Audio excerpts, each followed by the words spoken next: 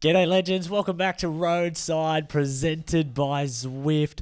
We are here at the Tour Down Under 2025 and we're actually in the Hilton that you guys know that I love. We recorded all the episodes the last couple of years here in the Hilton. Out in the lobby, Tommy, out in the lobby, but we've actually secured the boardroom, Thomas, and we've kicked out Pat Lefebvre, we've kicked out Jerry Ryan, we've got it for ourselves. And you're here, mate, you've just arrived. That's right, I have just arrived. Obviously, there's an uptake with me coming on board and moving to the boardroom, so, you know, I'll let the listeners read in between the lines. But I have just flown in. I've just arrived. I'm hot off the A380. What is it? What you would know the plane. It's a 737-800, so a very special plane. Now, we've just had the finish of the Wollonga, double Wollonga stage, Tommy, and not only are we going to be recapping that stage, but we'll also be recapping yesterday's Zip Track Stage 1. But before we get into that, let's explain that from today, we'll be doing a daily show, Tom, every day of the Tour Down Under.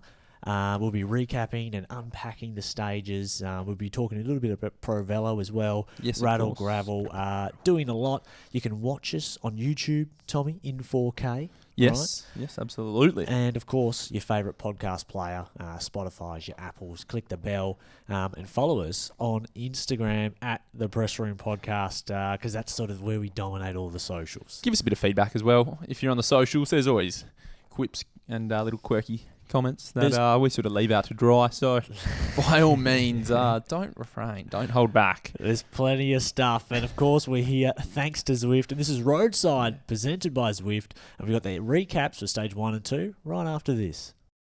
Now, Tommy, before we get stuck into Stage 1, we'll go over Stage 1. And, of course, if you've already been amongst all of that news, you can skip across to Stage 2 later in the pod. But one thing I saw in the Hilton, when we were in the media area asking for permission to use this boardroom, and Danielle Legend let us use it, there was a form on the desk, Tom, for the riders to fill out that was requesting additional serves of steamed rice to their room. Yeah, that could happen. That's pretty normal, though, mate. That's pretty, you know, because they go, like, a hard day. And we forget they're all still training the house down. I know. There's a lot of riders who are coming here to do big volume. But it's grim, just plain. It even had plain steamed rice on the form. Like, I'd be looking for the bloody, where's the all-night 24/7 room service menu with the tiramisu, Tom? That's what I'm looking for. You'd be battling with the weight limit. Hey, the skin folds test, they'd come out for you after 1 week of being mate, the like a racehorse all year round. Like a racehorse. Well, it's funny. A lot of riders, they go the steamed rice or they go the plain pasta. What would you... I like my oats. Overnight oats, mate. You see me. I have it all the time. That's what I'm miserable. like. I'll wake up and then before we do the recordings for the audio checker, it's, what do you have for breakfast? And you go, the same thing every time. A man of habit. Yes. We've seen all the big stars, Tommy, as we walked in. Who have you spotted? All the big names that are getting the nice paycheck to be here. The gorilla, Andre Greipel. Good to have him back. He was coming into the Hilton after a big ride. Looked $1 million. Talking about racehorse. He looks trim, does he? He's always in form, Greipel. We saw G walking around with his son. Yes. As I was literally rolling in, him and his young boys Thomas. walking around. And that's a good way to avoid doing signatures and stuff because no one wants to pest someone up. If you've got he's walking with his son across the road. Family, you know. It's smart by G. I don't know if it's smart, but pure necessity. But he's there. He's in the thick of it as well with the young kids. But... no, look, the accessibility that we have with riders over the course of Tour Down Under is simply phenomenal. If you go stand, if you're here at the Tour Down Under, just go stand at the Hilton, at the front doors, or even in the lobby. That's a bit creepy. Don't just stand there. Just like sit down in there in the morning before the stage, and if you just want to see all the big riders, you'll see them walk past, in and out all the time. Cycling is different like that, isn't it? You just, it's another world. Yeah, it is, because you've run into all the riders on the road as well, can't you? And that sort of intersection of, and we saw it last week at Nationals, where there's riders pumping up their own tyres before they go to the bike race. Cycling is a truly humble sport, in my opinion. It is a humble sport. Now, we've got the first stage to unpack. Of course, you can skip ahead to stage 2 a little bit further in the episode, but stage 1 was Brighton to Aldinga, Tommy, and... to be honest, this was an interesting race. We had Alyssa Pilates go solo for the first 30k, trying to get the FX Queen of the Mountain jersey. She did on that day. Sarah Tizet, that's a hard name to pronounce. Sarah Tizet. Sarah Tizet. A few of the broadcasters actually got it wrong quite a few times. I heard Tara Sizet on a few times. No, It's tough. it is hard because not every broadcaster is practicing every name. That's a tongue And twister. it is the nightmare when someone gets in the break. Like I've done it when I've been hosting team presentations before, and the rider's got the jersey. I don't know, like say the best Asian rider's jersey for these Chinese races that I work. And I go, oh, this is going to be hard work when it's the Polish riders, but you've got to. Oh, they've got a few Zs and a few Yep, Hs. yep. Now, of course, they set a rider up the road They with did. 70 Ks into the bike race. Mhm. Only 110 Ks, by the way, stage one. I mean, that's lolly water for the pro women. We saw Felicity Wilson-Hafferton. She had a touchdown, sort of banged her elbow up. That's not a great start for her on stage one. And then That's a tough couple of TDUs for her. She had a tough TDU last year. She did. She was involved in a nasty little praying for a junior who was trying to find her way in the bunch. I don't like seeing that 2 years in a row. She actually got brought down today as well, and it wasn't her fault. It was the Norwegian Odegaard who knocked her over. But anyway, she's okay. We saw her just walking. She looked absolutely minted. She's tough. But the big move of the day for stage one, basically, it was the big champion. It was Danique Hengeveld. She attacked 70k into the bike race, and a little bit earlier than that, actually, basically when they brought back Pilates, the peloton, they just rolled around. Megan's calling me. She's in the VIP area. Yeah. So they just rolled around. They let Hengeveld get up to 3 minutes with 30 Ks to go. And only then, Tommy, did they start chasing. And I could not believe it, giving a rider of that quality such a leash when the last 10K was downhill. Yeah, it was really surprising, wasn't it? And I would have been fascinating to be on the ground or in the pit lane because you hear after these sort of days that it's end of the day, it's a colossal screw up by all the sprint teams. Yeah. It's a complete mismanagement. Not saying that Hengeveld wasn't a worthy winner. She rolled the dice and the opportunity came and she grabbed it with both hands. But what happened in the peloton? Wow. What happened? I watched, There's the boardroom meeting. This boardroom, it should have been full of contributors of sprint teams saying, let's ride together and minimise the gap. Mitigate ride at all, Tom. I know. Jayco and FDJ, not 1 minute on the front. Unless they did it in the ad breaks, not 1 minute on the front. What would Ali be thinking? Surely she'd be saying as the gap gets called in their ear, okay, 1.5, okay, 2 minutes. Surely she must be thinking, well, okay, surely we start chasing now. I'm going to win this sprint easily. You just have to get me to the line first. Like, it was just a bizarro move. It's not as if the stage was hard. It was a grandma stage. But anyway, they stuffed it up, and Ali's sprint, she came from like 20 wheels, surfing everywhere, no teammates there. Maybe that's why they couldn't chase. They just didn't quite have the firepower. And she smoked it for second place. So she proved she was the fastest. And in the end, it was Danique Hengeveld who got the win and in the ochre jersey for stage one. Yeah, pretty special. Pretty special for us. How do you say it? Seratovits? WNT. Seratovits. Yes, I always get that one wrong. Pretty big win for them. They won in the tail end of last year. At Tour of Chongming and the year before that as well. So they are a smaller World Tour team. Or they're not even a World Tour. They're a Pro Tour. And the interesting story, Tommy, about Danique Hengeveld, she, like her great friend Maeve Plouffe, who she's been staying with here since Christmas, so maybe in the cars for the DSs, just Google her name while she's 3 minutes up the road and have a look. She had been here since Christmas, training the house down. She got dropped from her team from DSM. Maeve got dropped from her team from DSM. And Sarah Tizet picked up Hengeveld very late in the season, and she's rewarded them with a World Tour stage win. Brilliant. Huge. Brilliant reward of faith by that team to take them on, and for a smaller team to just get a win at a World Tour any time of the year is just so big. Massive. I bloody love it. I love it. Yeah, it was great and really good to see. Now, you got a bit of a gripe, though. I've got one gripe that I just want to touch on before we move on to stage two and talk about today's double Wollonga stage. Alyssa Pilates flew the flag for ARA Australian team. Now, she flew the flag at the start of stage one, going for that FX Queen of the Mountain jersey. Now, back in the day, the professional riders, when you were a young rider starting in these races, you were unlikely to finish, 10 or 15 years ago, because the gap from the young riders to the experience was so high, it was so big. But as we know, Tom, the young riders are the one now dominating. It's the under 25s, under 23s that are really starting to be at the pointy end. I don't think those targets of the Queen of the Mountain jerseys, the sprint jerseys, I don't think they're that good of a target anymore for riders like Pilates. Ooh, interesting. A flat stage, Tom, and poor old Alyssa Pilates has been told to attack solo on the highway climb, burn all of their bickies for 30Ks to get the jersey. And look, it worked. She got it. She was on the podium. That's great. But what I'm saying, there's a better way for Alyssa Pilates to use her power, I would have thought, than chasing that, because it's not as if she powered away from the peloton. She was strong. But everybody knows they sort of let them get a bit of a leash. I would have They just don't preferred care her, about it. Yeah, I would have preferred her trying what Hengeveld did, attacking late, and maybe all of a sudden you're a chance to win the actual whole bike race.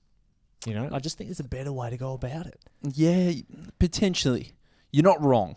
But also, cycling is such a hard sport that you lose more than you win. Yeah, it does. Yeah, Taking these it's like a low-hanging sprint fruit. and these QOM points, these jerseys away, and these trips to the podium, so to speak, it diminishes return for overall investment for the sport and exposure. So that's one aspect of it. So I get that. I understand that. But sometimes when you go to these breaks, then they do go just for the jerseys, it can end up morphing into something else, because we see it, and that's why the break exists, because you know, we get riders like Anglevel who get up the road and she flew the flag at the end of the stage, exactly, not at the start. That was the thing. She kind of powered away. But we do see breakaways, even at the biggest stage, where the peloton miscalculate, they get it wrong. Taco van der Hoorn or whatever gets up the road and he wins a stage, or they win a stage from the breakaway. We do.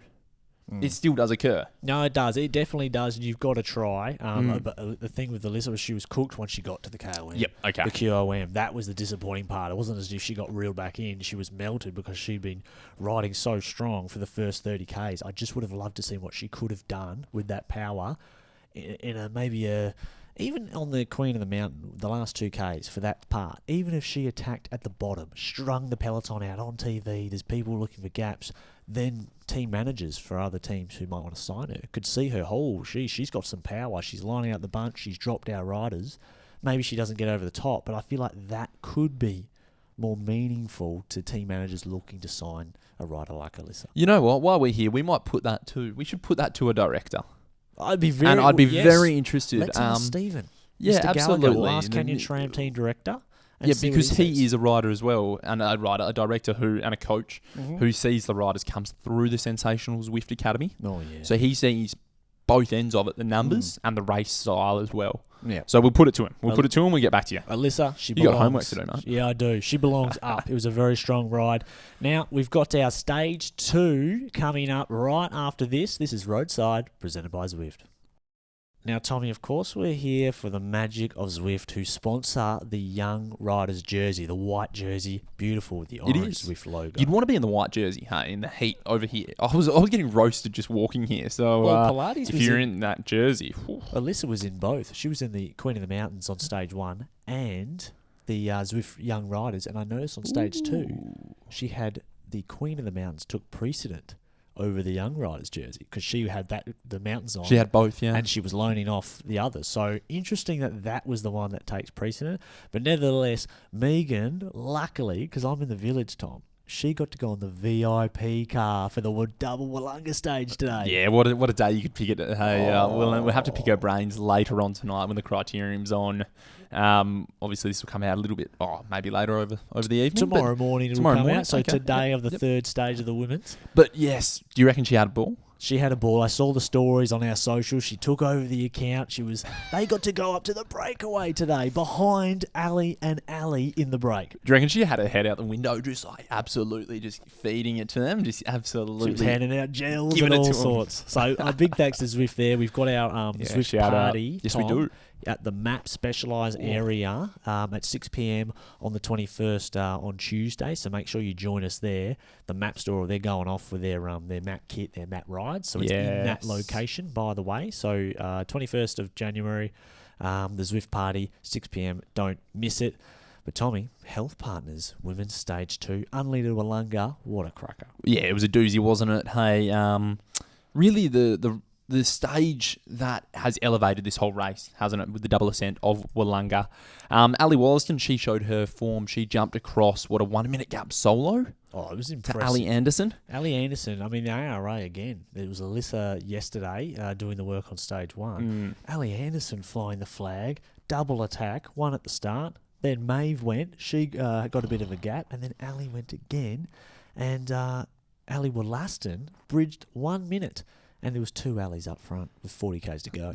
Yeah, it was funny. I just dialed in and I was coming out of the airport, had my phone out watching it, and everyone's looking at me like I'm an absolute Gary, and I'm like, oh, what's going on here? Trying to watch it in 35-degree heat under the sun. The phone would be so hot. The phone. It was, but seemed like the 2 Alis, and then we had the 2 Neves. Out in front. Neem. What I noticed, though, Tom, on the coverage was Ali Wollaston was doing really well keeping Ali Anderson cool because it was so hot out there in the McLaren Vale Valley before they reached Wollonga. They had up to minute 50 at the maximum. They were getting bottles off the ARA team car. Tim Decker was holding out bottles. Ali Wollaston was getting the bottles and pouring it over Anderson while she was pulling a turn, and they were really working well together. And they got to the base of Wollonga just before Ali, she started to get distance, Anderson, and then Wollaston sort of pushed on a bit. But they did really well, and I thought it was a great move by both teams. Yeah, it was smart, wasn't it? It put the pressure straight away back on those big teams like Trek, Canyon SRAM, the teams who were here to win today's stage, didn't it? It did. And, what I've noticed, and I wonder if everyone else watching or listening has picked this up over the first 2 stages so far, there's no cooperation and communication with the chasing.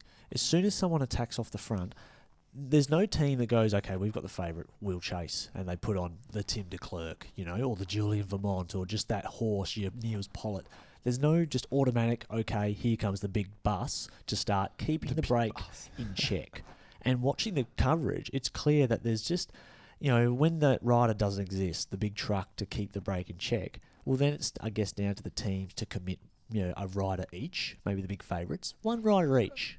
And they should. And it's generally given as well. And it's not even, everyone, we're speaking about tactics and everything. All these directors, they kind of know what the other team's going to be doing, at least the other contenders. And they should really be having this figured out really early on. Yeah. Talking about situations and what sort of situation that they want to see occur after the first 30 kilometres of racing. So Hangeveld. So it sets them up for the finale. Yeah, Hangeveld out front. All you need to do. Canyon, FDJ, who else? Trek, 1 rider each. Just rotate. You don't need to bring her back now, but just rotate. Keep the gap at 1 minute. We've got the winner, Ali Wollaston, or Micah Van Druen for Canyon, or Lidl sprinting with whoever. So that's what I would have thought would have happened, and that hasn't happened so far in the Women's Tour Down Under, and that's why the late attacks are actually going pretty close. Yeah, absolutely. And that's got to bring us to who actually realistically won today, mate. Oh, wow. Wasn't it a cracker? The double ascent up Wollonga. It's here to stay, isn't it? Just quickly, the double ascent. It's the first time they've done the double ascent of Wollonga for the women. It's not going to change for a while. And they've moved Wollonga from the final stage to the second stage. And the reason why they did that is because they want whoever wins Wollonga to defend the jersey. Yes. And previously you couldn't do that because it was the final stage, and generally if you won Wollonga, you won Tour Down Under. Yeah, so now they want them to defend it on tomorrow's stage, which we'll toss over at the end. So the first ascent, Tommy, Niamh Fisher-Black and Amanda Spratt showed they were the strongest climbers, or feeling the strongest. It was a bit premature potentially. Yes, they split it up to a group of around about 8 or 9. They went over the top. Canyon had 3 in there, and just by eye, Niamh didn't look amazing. We both know her form is targeted towards later in the year. The Giro, she was cooked last year. She did a huge calendar, so she's not in her peak form. But Niamh and Spratty looked really good. Yeah, they looked super sharp, didn't they? They potentially played their cards earlier, thinking that they were going to have a smaller group go over the top. You're right. They wanted a smaller on the group. First ascent of Wollonga, and if they had have gotten that smaller group and was a bit more isolated, I think we would have seen Spratt, who was obviously working for Fisher-Black, just ride the front, make a gap, and then really isolate the big 4 that we saw contest for the finale. Yeah, absolutely. Once they went round again, it was a huge attack by Dygert. She didn't even get dropped on the first time up.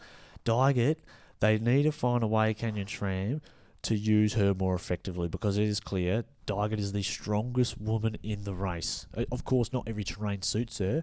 She is like a wrecking ball that doesn't know what to do.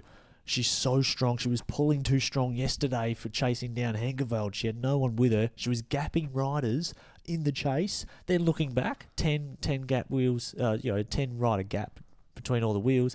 And then today, she would attack so often. She attacked late and she got, last 3 kilometres she got caught, Tommy. She's so strong. They just don't know how to use her.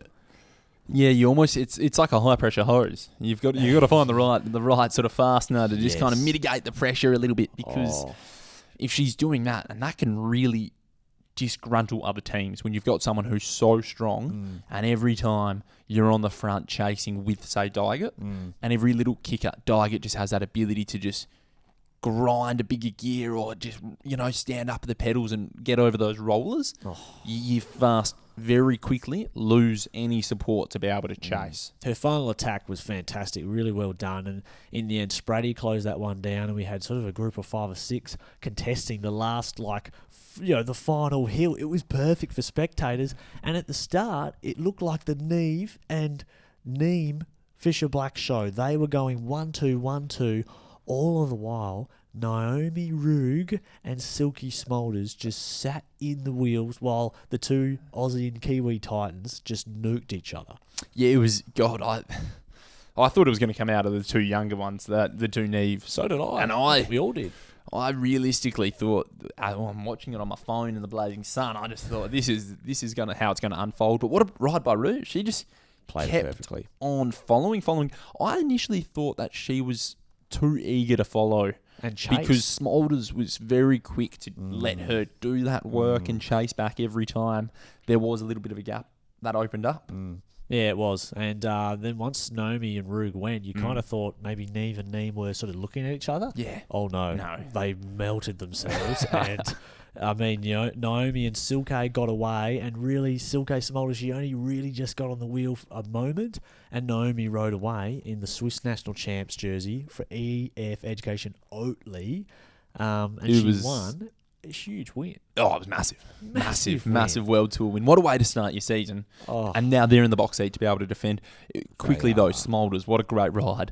It looked like she was in a little bit of disbelief that she was on the wheel of today's winner. Yeah. Where she was there in the last 800 metres and her head was just on a swivel, looking around, making sure that no one else was there, so she could just get dropped a little bit and then get second. So it seems like a no contest for today's winner.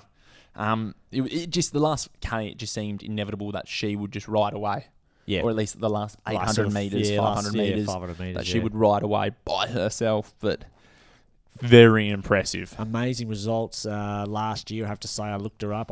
To be fair, I've never heard of Naomi Rug before, so I haven't really paid attention to her. But she was 7th at the Olympic road race. She's obviously a big name rider, or a big race rider. 11th at World Championships, and looking at her classics results, lots of sort of that Group 2, Group 1 vibe. 20th, 25th, consistently across the Belgian classics. So she is an all-rounder and a very talented rider, of course, in the Swiss National Champs jersey. And now she's got a 15-second gap to Smoulders from Liverlula, and about 30 seconds back are a whole host of contenders who could upset the apple cart, take the ochre jersey on stage 3. But we'll talk about stage 3 right after this. Okay, so tomorrow's stage, which will be today for everyone listening, is the Stirling stage, Tommy. Now, they've used the Stirling finish before. Alex Manley won that stage last year. It might have been the year before. It's a great stage. They do the loop, I think, 4 times, and that is there's plenty of hills in this circuit, so there are so many points to attack, Tommy, on this course. You're looking at the profile. I'm looking at it now. They do the climb 5 times. Yeah. So it's an absolute doozy. And last year we saw in the men's how close it came down to the finale. The women's as well. It was just, I think, bringing Wollonga forward, and then as I was thinking about this as well, it's such a smart move because it brings it forward. Then you've got this open, wonderful stage in Stirling, which can just create dynamic, and exciting racing. The circuit, that's what happens. You have a circuit, you get exciting races because everybody knows when to attack, everybody knows when you can rest, and that means the attacks are even more well-timed. So EF Education Oatly, they need that bloody rice form. That's what they need, that rice form, because Kadzal, Sarah Roy, they are going to be they are just going to be hunted tomorrow, and they're going to have to do a lot of work to defend. Well, can they defend it? Do you think they can defend it? Because we've seen, obviously, last year, Stevie Williams from Israel Premier Tech, he defended it. Yep. On the lofty. This is, not too dissimilar. A similar thing. Can they defend it? I actually think they are going to have a good chance because Roy looks super strong. She does. And Kadzal, she was up the front in that final group in the last sort of 3 kilometres as well, the Kiwi. So I reckon it'll suit their type of riding, this course. Yep. But I tell you what, I reckon Canyon SRAM are going to throw the kitchen sink at this. Neve Bradbury is 41 seconds back. She won't like the finish here, but they've got Dygert, who is just dynamite. Oh my God. She could explode the peloton, and you could realistically see the brains behind the operation, Stephen Gallagher, ticking over tonight. Yeah. He is just going to think, how can I just explode this peloton and get Neve and Dygert on the right side of it? Yeah, if there's so many riders that can still win, it's a cracking stage. You can't miss it. Tom, our Zwift moment of the day, there were so many. For mine, I love Chloe Dygert, and it was her last move in the finale, her final move. I think that was a perfectly timed attack. Didn't have the legs go all the way with it, but it was perfect from her. Yeah, great call. Great call. I absolutely love it. Nicely timed attack, a little bit of patience. And that's my time. That's my moment of the day, Smulders. Oh, I just liked how she was thereabouts. She rolled the dice a couple of times, and then on today's winner, when she went, she just got on the wheel and just didn't let go for like 200-300 metres. She's got her claws in. She's so small. She's got to be probably the shortest rider in the peloton. And some of the climbers like Neve, etc., and Spratty, they're very, very small riders while they go uphill so well. So good call. I like that one, Tommy. Now, on to our wrap-up for tomorrow. What do you think's going to happen today's stage for everyone listening or watching, Tommy? Who's your call to get the stage win, and who's your call to hold on to the ochre? Okay, easy one tomorrow for the stage, Alex Manley. I think she's due for one. I think she's going well enough. New team as well. She'll roll in tomorrow with a bit of ferocity, and she will take the chocolates. Okay. Smulders, I think, could be a name for the GC. She looked good. Only 15 seconds back, so Liva Lula. They've got cards to play. They've got a strong team. Yep. I think they will just position themselves nicely to at least be in that front part of the race, or the position where they can have an opportunity to win. Good call. I think Dygert, the wrecking ball, I think she's going to get the stage win. And I reckon Ruger's going to hold on. I think with Kadzal, they've got a strong team. There are some, I think FDJ, if it was Ali in this position, I think FDJ would struggle. They don't seem to have a great team apart from Chabet.